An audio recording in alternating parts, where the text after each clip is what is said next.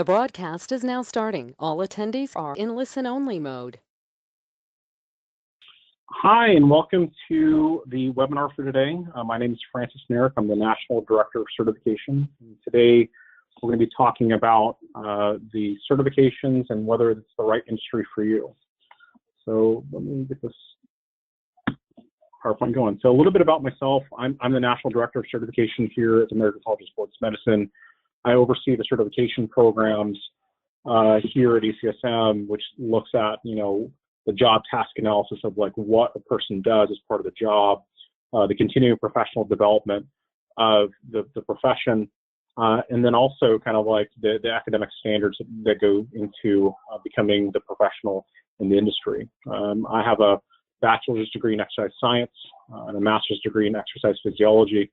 I also have an MBA, and I'm quite involved in the industry, both from an academic accreditation side and then also professional certification.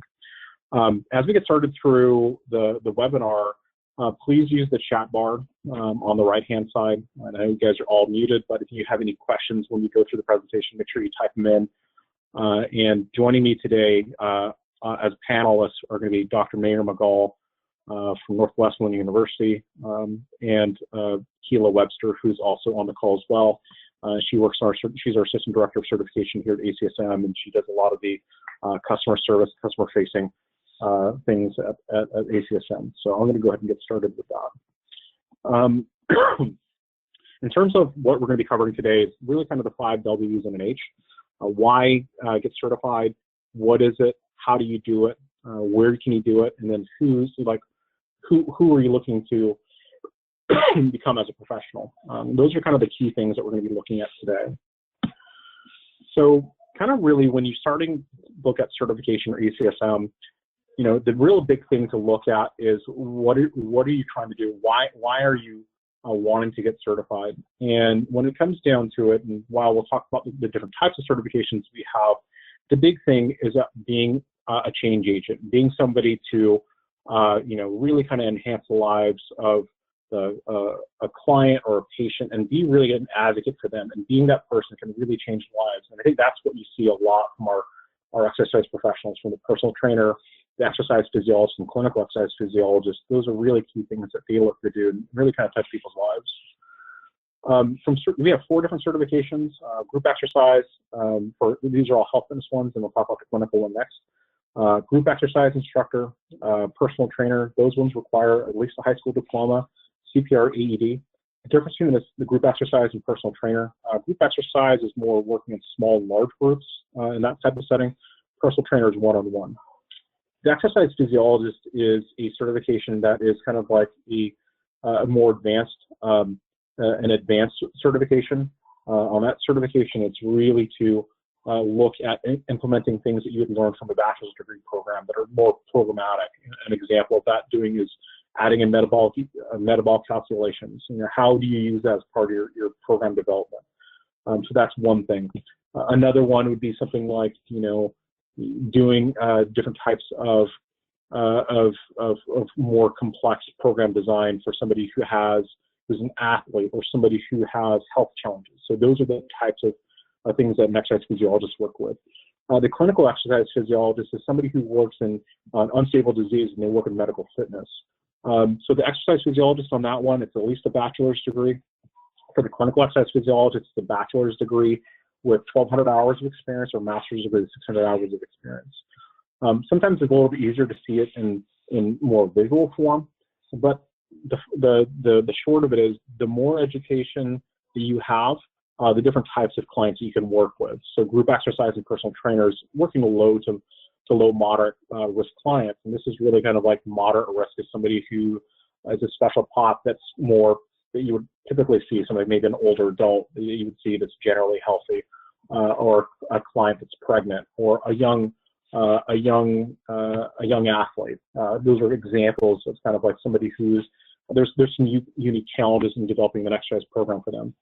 The exercise physiologist is more gets into the moderate risk clients. These are the ones who work with somebody who maybe just completed a cardiac rehab program and needs more, distinct challenges in developing an exercise program. On the opposite side, they can work with, somebody who's an athlete or somebody who's that weekend warrior who wants a more complex exercise program and more deeper integration in their program design. The clinical exercise physiologists, they work primarily in the medical fitness sector. And this one, these are the ones that where the client or actually the patient has some really kind of challenging things to work with. They'll have a lot of comorbidities. Now, how do you apply exercise prescription to somebody depending on the types of medications that they're on, depending on any of the comorbidities or things like that. So they typically work in a more complex environment. Can they work with somebody who's an athlete? Certainly they can, but they primarily work in that medical fitness side. So those are the types of certifications that we offer. In terms of professional growth or professional opportunities here, when you can look at the Bureau of Labor Statistics, and part of this is like the median salary for a personal trainer and group exercise instructor and exercise physiologist. Median pay is right around $40,000 or so, and about $19.42 per hour. The Bureau of Labor Statistics is looking at this as a much faster than average job growth, and about 373,000 jobs that are available. So really looks like this is a big growth sector, and I think a lot of this is driven on seeing the different types of exercise programs that are out there, from like Orange Theory Fitness to like kind of the bigger box gyms. Those are the different types of training that they do that are available. And so I think that's one factor. Another one are kind of older adults really kind of pushing the importance of exercise. I think that's because a lot of it's based on using exercise as a method of independence. So that's really an important factor here. In terms of the clinical exercise physiology profession, that's about 11% growth. The more education experience you have, the more you get paid. So that's about $49,000 a year or so, about $23 an hour, $24 an hour, right around there, and about 20,000 jobs there as well. One of the big things that when you're looking at the profession, I think one of them is just like personal training, and that's when you're looking at the profession, anytime you look at the job, make sure you're looking at the long-term growth of the profession. So entry-level personal trainer, making about $17 or $25 an hour, or about $25 per class. Then when you start to get into the profession, it's really about the amount of experience you get. So entry-level is kind of like, limited experience or education. When you get to like a senior specialist, typically when you look at transitioning into a job as a manager or kind of more of a specialist that refocus in specific areas, this typically has a degree. Do you have to have one? Not all the time, but certainly a degree in exercise science certainly helps. And about 3 to 5 years experience. And typically these individuals have multiple certifications as well that are there. So you have your base certification, you have these additional advanced credentials that sit on top of it. So that's pretty typical. And then you get to a site coordinator. So this one who oversees a program. This is an example of one. So typically you have 5 to 7 years of experience. A lot of times it requires a degree in the field.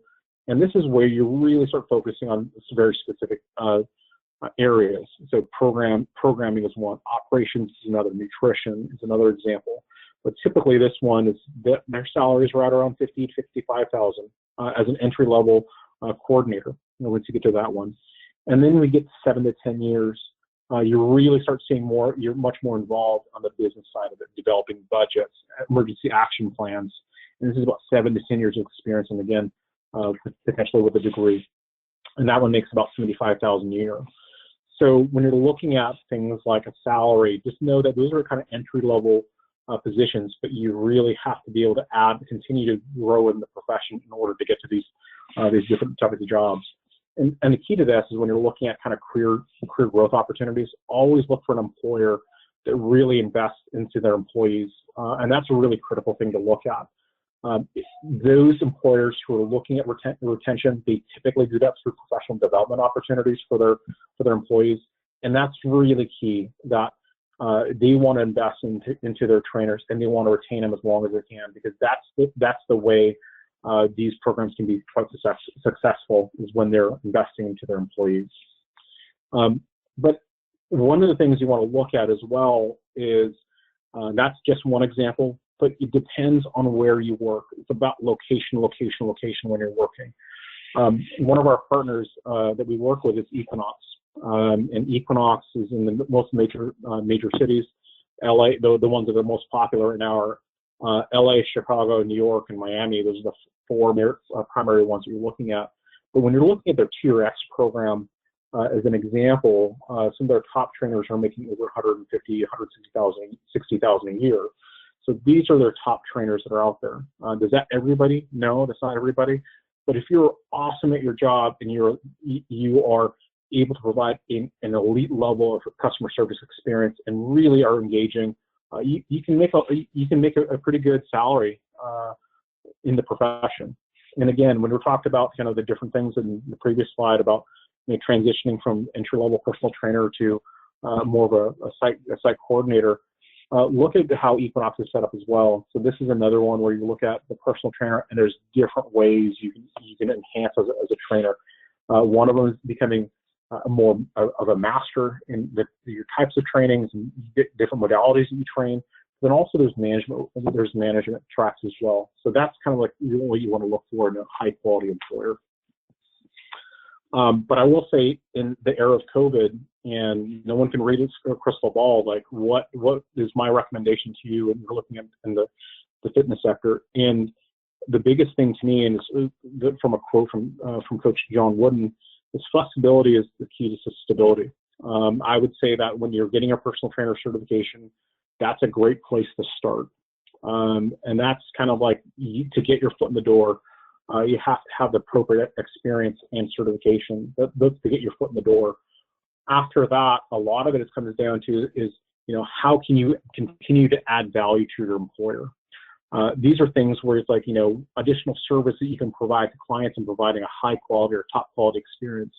Now, a lot of that is like a lot of the partners that we work with, is like Functional Movement Screen or USA Weightlifting. You're providing certainly the personal training experience. Now you can add additional things. That's through professional development opportunities. But flexibility and being able to wear multiple hats as a trainer, it's really critical for you to succeed in the profession. But especially with, how can you provide your services online? Can you do it through Zoom? Can you do it through a program called Trainerize? How are you using those services instead of like sometimes it's like right now, you have limited opportunities to do it one-on-one in person, but how can you translate those into an online experience that's engaging in something that you can do on behalf of an employer? The more experience you have on that is really wonderful. In terms of preparing for the ACSM certification exams, there's different types, and we don't tell you exactly what you need to do because it's kind of like choose your own adventure in terms of how you prepare. But and the big thing on this is like everyone's different. When you're talking about taking the ACSM exams, like what do you need? What's the perfect complement of study resources that's going to help you succeed on the exam? But the challenge on that is like every person's different. So the one thing is that maybe I guess you can do it in 3 different buckets. So bucket 1 is if you're a self-starter and you like studying on your own, and you like to go on your own pace and you have a limited budget, then I would say textbooks I know like a lot of our audiences in the personal trainer or exercise physiologist. For the personal trainer one, for example, the resources for the personal trainer is a perfect book to prepare. It really provides a lot of good insight into what it takes to be a professional in the field. The second one are practice questions, and there's different ones you can get.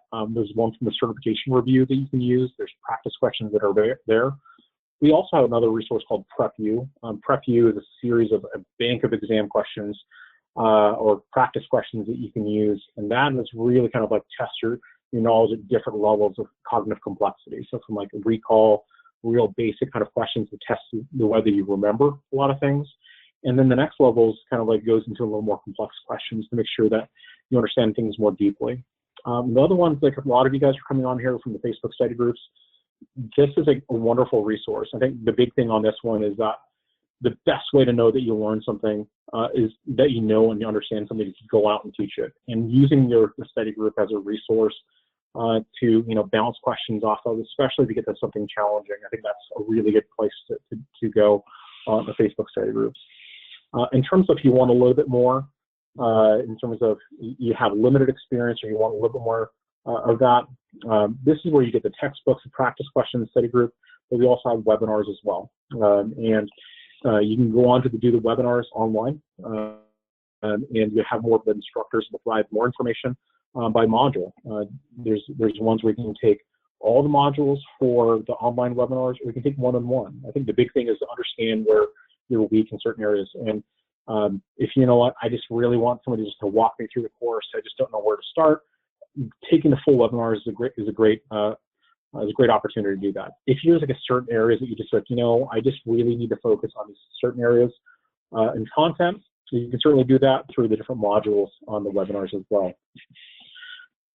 In terms of you want the most, and you're like, I just want to take like a class, the best one to do is kind of these live settings. Kind of like very similar to what we have, we talked about in the beginning, but the really big difference is this is a 2-day workshop. So this is where an instructor will walk through you the various concepts that are available. But in terms of the workshops, I would say that if you're going to do that, use that towards the end of your preparation. So if there are certain things that are challenging to you, you can ask them in a live format. Like, can you explain this particular topic? But go in there with a strategy. So you've done your little bit of your studying already.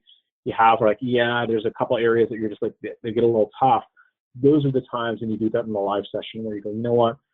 Can you explain this certain topic? I'm having a really hard time understanding what this is, and be able to ask those directly to an instructor. I think that's a great way to use that as an opportunity that's there as well.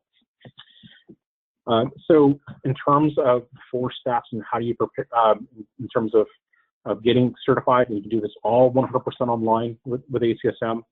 It's plan, prepare, join, and schedule. Plan, and we're going to talk about the exam content outline. That's the very first thing you need to download, and I'll walk through that in a second. But that really gives you the roadmap of what you need to know and how deep you need to know it. The second one is prepare. Getting the textbook and the prep view, those are really good, awesome resources to start with. And I would say that at a minimum, get at least a resource for the personal trainer book or resource for the exercise physiologist book, depending on what certification you get. And then the webinars or Zoom, those 2-day meetings, it's up to you. We don't require you to do that, and ACSM can't force you to take those webinars, but it really depends. If you need more information, those are great things to do. The third one is join the Facebook study group, and a lot of you guys are already on there. I know they have a group that's from North Carolina Westland is on here. So your group, it's like using study groups is something really good to bounce off of each other some questions. But if you're in the Facebook study group now, really start asking questions about things that you're having a hard time with. Really use that as a resource. Instead of like, no one's going to, hold your hand through it. You need to start asking those questions, and you're kind of pose questions like, what does it mean to, I don't know, in terms of exercise prescription and using, I don't know, bioenergetics? Like, how do I apply that concept into designing an exercise program? Ask those questions, and people will provide you in a really safe environment in those Facebook study groups. And the last one is to schedule your exam. The big one I would tell you, especially for students at the university programs and personal trainers, do it online. That's the part where it's really awesome. You can do that 24 hours a day, 7 days a week. It just gives you a lot of flexibility when you can do that. But I will say that you need to make sure that your computer is able to run the software for the exam process. So we have that on pearsonview.com/ACSM, then click on OnView, and you'll be able to see how the software works on your computer. If you need accommodations for your exam, or you really want to be able to do it in person because you feel more comfortable doing it in person and you don't have a stable internet connection, you can also do that in person. So at least ACSM works with Pearson VUE to do the exam administration around the world, and in particular the United States. Most in the United States can get to a testing center. I think 98% of our certified professionals can get to a testing center within a 1 hour to an hour and a half drive. So that's pretty typical of where you are. So let's dive into a little bit more about helping you prepare for this exam. One of the biggest problems that those who take the exam, personal trainer, exercise physiologist, doesn't matter, is that they try to memorize everything. And I think that's one of the biggest challenges, is that when you're trying to prepare for the exam. One of the key things to do is to download the exam content outline. This is where you need to start for sure. So on the exam content outline, this is freely available online. What I'm going to do is I'm going to walk through a couple things on here. But the very first thing is when you break up these things into kind of chunks. So number one is the job role. What is the certification? What is it? What's its purpose? In terms of this, they'll talk about content weighting, and I'll show that on the next slide. But how much information is there? Are they equally available? Are how do you cover a content exactly the same way as you go through? This will tell you, no, there's certain parts of the exam will have more questions in certain areas. When we talk about content weighting, there's more questions in certain areas. Then we talk about cognitive complexity. So this one is like how difficult or how in-depth do we cover content? And that's really critical to understand. We use recall, application, and synthesis type cognitive levels. So not every single content area is going to be exactly the same. So sometimes it's going to be a little bit more, it's going to be kind of quote unquote easier, and some parts are going to be a little bit harder. And then we go down to the critical job tasks. And these are the areas where we talk about things like, what specifically does this person do as a personal trainer or as an exercise physiologist? What do they do as part of the job? And then look at it. And those are the things when you're looking at the content, that's what's your gut check. It's like, how much information do I know on this? And if it's like, yeah, I know a ton about this, cross it off. And like, I got this, I'm good to go. You can cross it off. If there are things like, what, that's a little challenging, that's a tough area, circle that. Those are the areas you really want to study and focus on, is that you want a really well-rounded understanding of the profession. So here's what I kind of talked about, is just kind of diving into more deeply. So on the left-hand side, on performance domains, you can see that the exam's broken up into, this one's for the personal trainer, for client consultation, that's 25% of your exam, client consultation. So how do you work with the client when they first come to you? How do you determine what they need to do, what challenges they may have? That's 25% of your exam. 45% of the exam is really on exercise programming and implementation. Like when you go through and you figure out what their goals are, how do you design an appropriate exercise program? How do you tailor it based on their needs? Those are things that you want to look at in terms of programming and implementation. That's 45% of the exam. And then 20% of it's leadership and client education. How do you, when you work with clients, one of the big things as an exercise leader is really to provide opportunities to educate clients on why they do what they do. How do you lead them through when they have challenges? Not everyone's always your perfect client who's a professional athlete that's just like is a self-starter. Sometimes you run into challenges. How do you deal with challenges? And that's when you talk about leadership in client education. The small section is really kind of the legal and professional responsibilities. This is the stuff that, as you're working as a client and you're designing an exercise program and things are going great, what are those things that, how do you communicate effectively with your client? What are those things that you can and can't do? What are those ethical challenges that you may run into? If you run into an emergency, like what happens when, somebody has a heart attack? How do you deal with that from an emergency action planning stage? Those are kind of things that kind of round out the last part of kind of like what's covered on the exam. But what's really critical is that when you look at these, even when it's 25% of the exam is there, even the content within the content, when you start looking at job tasks, those are also different cognitive levels. Recall is something that's very simple, like very basic, remembering information that's in a list. That's an example of a recall. Application is something more like it's more deep. It's like, if something happens to my client, if they have an injury, what's something that's appropriate for them? If then, those are kind of like those types of questions. And then the synthesis level questions is more of like you take in a whole bunch of information in, figure out what it is, and then apply it to a situation. And for example, you're working with a client, you're designing a weight loss program for a client who's female, and then they find out that they're pregnant. How would the program for that client change? Those things, this is where you talk about it when it is the most complex. So when you see something that says recall, just know the basics about it. When you see something at a synthesis level, really have a strong understanding of how things intermix. How does nutrition fit in? How does exercise prescription fit in? How does behavior change fit in? How does all those places fit together is where you get to the synthesis level. And that's where it's really important, where you spend a lot of your time that's there. Let's see. So recall application tests. Okay, so in terms of the exams, and we kind of talked about this, the two on the left, Pearson Professional Centers or authorized test centers, you can do those exams in person. Sometimes they're available, but it depends on your location. So if you're in a major city like New York or Chicago, those testing centers may not be open. But we do have OnView. So OnView is, we work with Pearson VUE to do those exams. We've had these exams since July 1st, and they've been really well received by candidates who've taken the exams.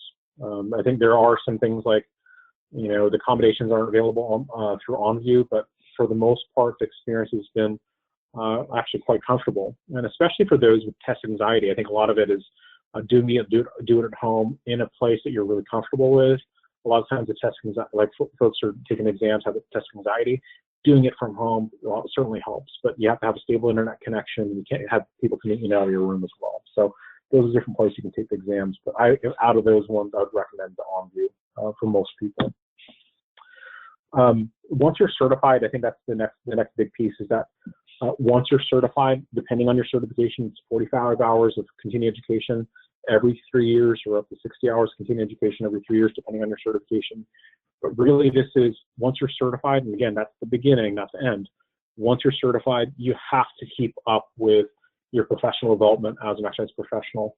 It's not like, this is, do you have to do all of your education through ACSM? Certainly not. You can always do things through your continuing development as a professional that are like certain areas that you're interested in, but you have to show that you're up to date with the current standards and guidelines of the profession, and you have to do that on every 3 years.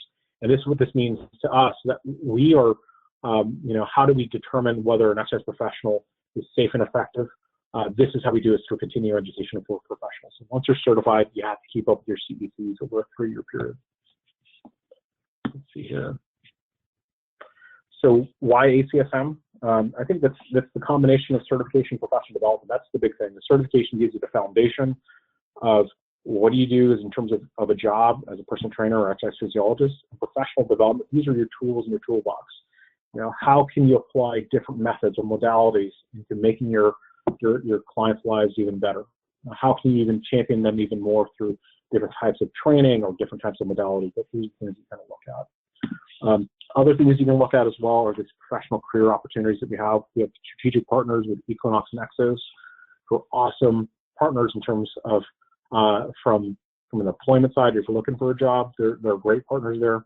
We also work with USA Weightlifting. If you're certified by ACSM, you can get 20% off their courses teaching weightlifting activities. A lot of our certified personal trainers are pretty interested in doing the Olympic lifts. That's one of our strategic partners there as well. Access provides a lot of continuing education opportunities as well as you're growing in your profession. You also have specialty credentials, especially if you want to work in kind of specialized populations like cancer and exercise or inclusive fitness. Those are opportunities. Exos has some additional courses that we have and that are more like geared towards athletes. If you want to work with more an athletic population, there are wonderful resources that are there. They also have the introduction of how do you integrate nutrition into exercise and programming. Those are kind of free to our certified professionals and members as well. The big thing for me, it's just like tangentially, it's not tangentially, but why ACSM? A lot of it is just like, being surrounded by people who love what they do. We have a lot of these regional conferences that are available. Getting involved there, continuing to grow through the profession, and you're always wanting to keep your blade sharp as it were as an exercise professional. Always surrounding yourself with the people that love what they do and looking to add and adding value to you as a professional and continue to grow there. And I think these are the ones who are advocates of finding jobs, maintaining jobs, and growing your profession. They're the ones who kind of push you, especially, true friendships that you're meeting in the profession. And I think that's one of the key things when you're looking at in terms of ACSM. So I'm going to pause there. I know that was a lot of information that I provided to you. And I have Keela on the line and here with me and Mayor McGall. If you guys have any questions about more of content, like, hey, I'm kind of studying for the personal trainer or exercise physiologist, and I have a question about some content, you're more than welcome to ask any of us there. My contact information is up here. Contact information, you can send me a message on Facebook. Certainly you can do that in the study groups, or you can do that on Twitter or LinkedIn. You can always send me a direct message there, but I'm going to open it up to any questions that you guys have. So let me pause there and open up to Keela. If you have any questions that came in. Actually, at the time, no, we don't have any questions so far. So if you do have a question, go ahead and type it into the chat and we'll get it answered for you. I'm going to watch it there. And then the mayor, if you have any, any other insights, I guess maybe you can ask a question to you, Mayor, of when you're preparing for an exam, what kind of tip or tips do you have for students that are preparing for an exam, and what are your thoughts there? Yeah, thanks for the question, Francis. To be quite honest, I think that a lot of students really stress about the test, and knowing what you need to study is very, very helpful. Going to the ACSM website, as you indicated, provide you with a lot of information so you can go ahead and see what you need to study for the exam. In my experience, many of the students do not know how to prepare. They're very capable and can prepare, but they don't know how to prepare. So going to the website and asking the right questions, sending you emails, sending Keela an email. My students know that they can always send me an email, stop by my office and ask what do I think, or how would I do things, is very, very helpful. But knowing what you need to do, that's extremely important. Yeah, and I think one of the tips that I would give to students or anyone preparing, and this is like, how do you read a textbook? And it sounds as silly as it is, but I think I think a lot of students don't know how to read textbooks. And what I mean by that, it's not like you're reading a novel, like you're not reading Harry Potter. It's like you want to make sure you know how to, from a strategy perspective of how to read a textbook. And my big thing is you start with a summary first, because the summary really tells you broadly what are the major components that this chapter is going to be talking about. And you have to write it as simple as possible, just like a couple paragraphs. And then really go through the chapter and looking at the first and last sentence of every paragraph, because the first sentence tells you what the content's going to be about, and then the last sentence tells you what it was about. And then you look at the pictures and the diagrams, because it really simplifies information, and look at the call-outs, because those are really critical things that the author wants to get across. Those are really critical things. And then, so that's where you can build out your skeleton. And the last part is actually reading for detail. Go through and read the entire sentence, and really start looking at how to, how do you determine where somebody is in their, what are the details that you need to know. I think that's where it becomes really critical. When you try to look at it from the opposite side, everyone just reads left to right, and they try to memorize every single detail, and then try to make sense of the big picture. I think that's where a lot of folks get tripped up, rather than understanding what are the big pictures, what are the key players in here, how do they interact. I think that's where a lot of folks get tripped up on that content. What do you think about that, Mayor?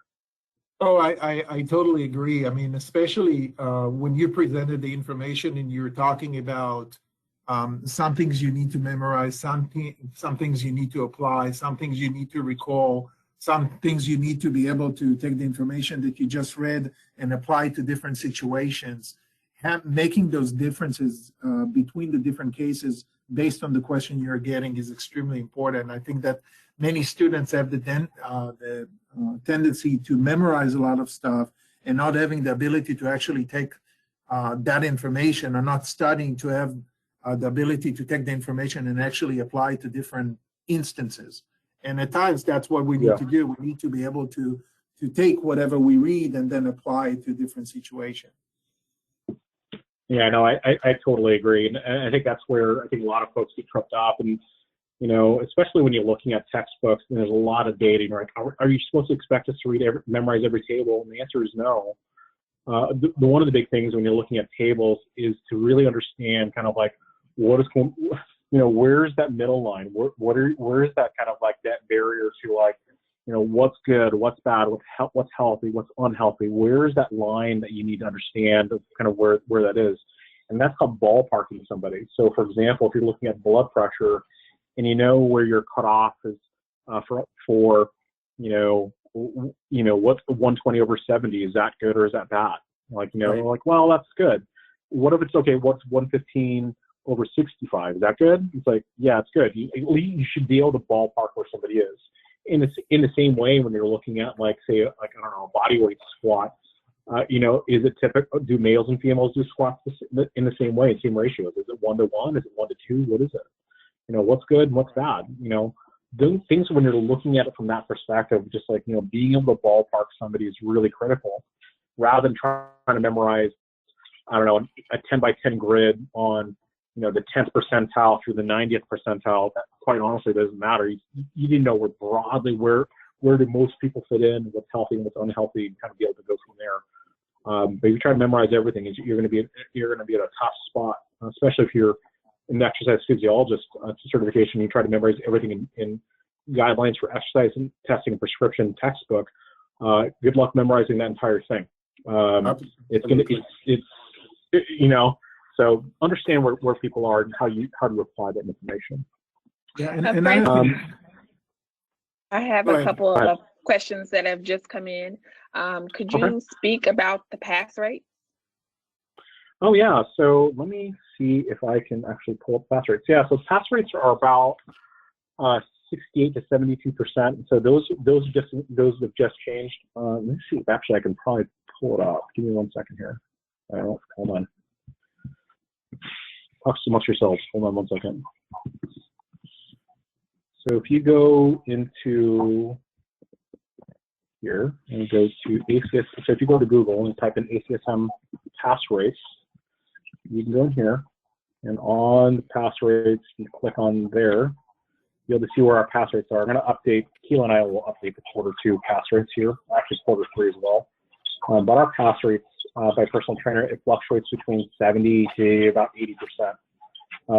These have been updated. So Mayor, for full disclosure, was our certification board chair, and we're really focused on our exams. And I think the big thing is making them more readable is number one. So we're really focused on making it easier, the exams easier to read. And then also really kind of focusing on very specific content that's geared for the profession. So things that were irrelevant to the profession, doing those on a regular basis, we took those out of the exam. An example of that for the exercise physiologist was taking out things like related to business. So our pass rates fluctuate between 72% to 80%, 70 to 80%. We can see those at the top. And those are historic highs for ACSM. I'm not sure if that answered the question for pass rates. Yes, thank you. Also, the next question we have is, what are the specifics of the clinical hours needed for the clinical exercise physiologist? Can you recommend how to get this experience? Yeah, so that's a great question. So for the clinical exercise physiologist, that's the only certification exam that requires hours. And I'm going to ask it to you, Mayor, after this. But one of the big things is working with your advisors. So if you're at a college or university now, work with your advisors as soon as possible. They are the ones who have the connections with the different hospitals. And again, it depends on your location. If you're in a major city, it might be tougher to get through those internships. If you are in if you're in a kind of a more a mid-sized city or smaller city or rural area, your access to those internships may be a little bit easier. But you can certainly use things like telemedicine as an option. The big one is your other option. If you can't get access to an internship, and the thing is, internships are only available while you're in college. That's the time where you get your internships. If you've already graduated and you try to get your internships, that's not going to be available. So the one thing that I would do then is, well, you can get your exercise physiologist certification, which is a non-clinical, and get your certification that way, and then start applying to jobs, as many jobs as possible. So that are things like working in, I don't know, in kind of later stage cardiac rehab programs. See if there's jobs there with a non-clinical exercise physiologist. There's opportunities that are there. Working in bariatric care is another one. Medical fitness centers for universities or for hospitals that work with universities. What are those opportunities that are there? really channel your opportunities, especially with your professors that you have, to get into those jobs and vouch for you as you're trying to find those jobs. That's what's absolutely critical. You can also look in physical therapy clinics as well. But getting a really wide range of experiences is really critical.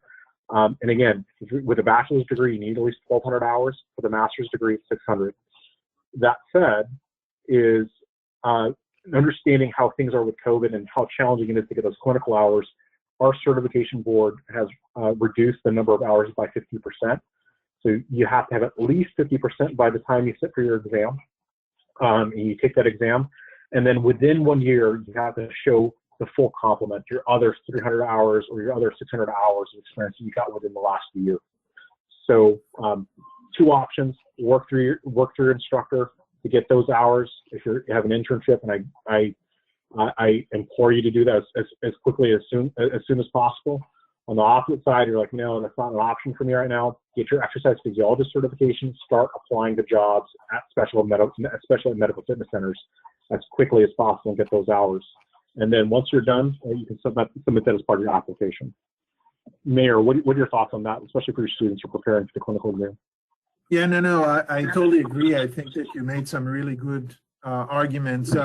I know that there are some programs out there that offer alternative ways to gain experience. For example, we in the past used to, not in the past, but before COVID, used to train faculty and staff over here on campus, which provide our students with hours of personal training.